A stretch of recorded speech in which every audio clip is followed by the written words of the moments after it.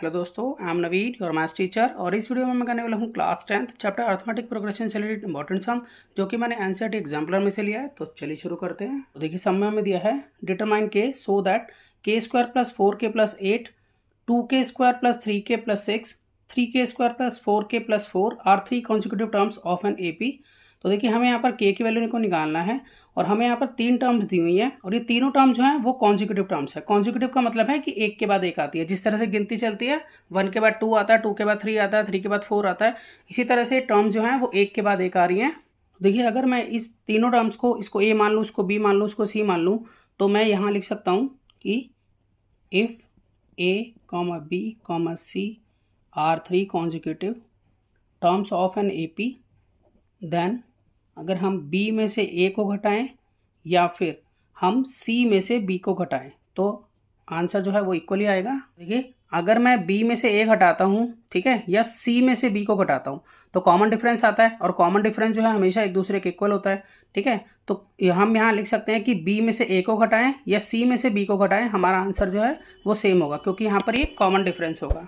देखिए यहाँ पर ये हमारे लिए a है, फिर ये हमारे लिए b है और ये c है। तो सबसे पहले b लिखना है, तो b जो है मैं वो लिख लेता हूँ यहाँ पर, जो कि है 2k square plus 3k plus 6, फिर माइनस का साइन, फिर मैं यहाँ a लिखूँगा और a है हमारा k square plus 4k plus 8। इस तरह से मैंने b माइनस a लिख लिया। इसको मैंने ब्रैकेट में इसलिए लिखा क्योंकि ये ट्राइनोमियल है, ठीक है, इसलिए मुझे माइनस के बाद ब्रैकेट लगाना पड़ेगा।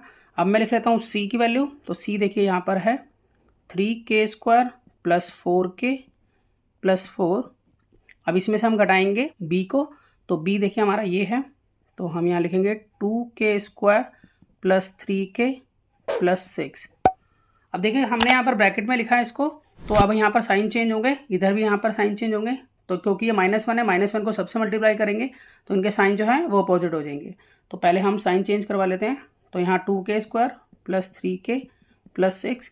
अब k स्क्वायर माइनस का हो जाएगा क्योंकि यहाँ पर प्लस का है, तो फिर उसके बाद 4k भी माइनस का हो जाएगा, 8 भी माइनस का हो जाएगा, इक्वल टू बाकी हम इसको एज इट इज उतारते हैं 3k square plus 4k plus 4।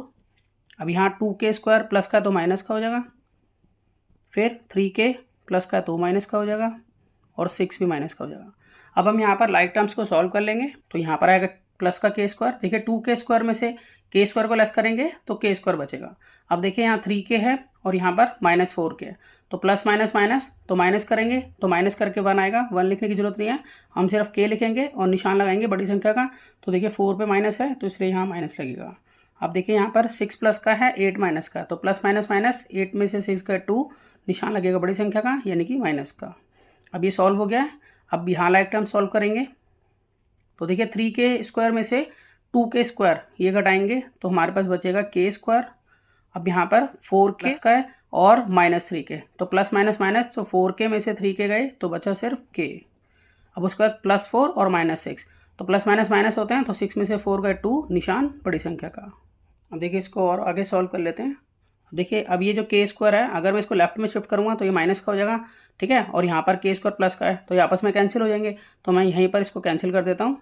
उसके बाद देखिए ये माइनस का k है, ये अपनी जगह पर है, और ये जो प्लस का k है ये इधर शिफ्ट होगा लेफ्ट में, तो ये माइनस का k हो जाएगा।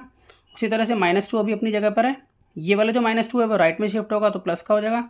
तो यहाँ पर माइनस माइनस प्लस, तो ये बचेगा -2k, और यहाँ पर प्लस माइनस माइनस ये कट जाता है, ये हो जाता है 0।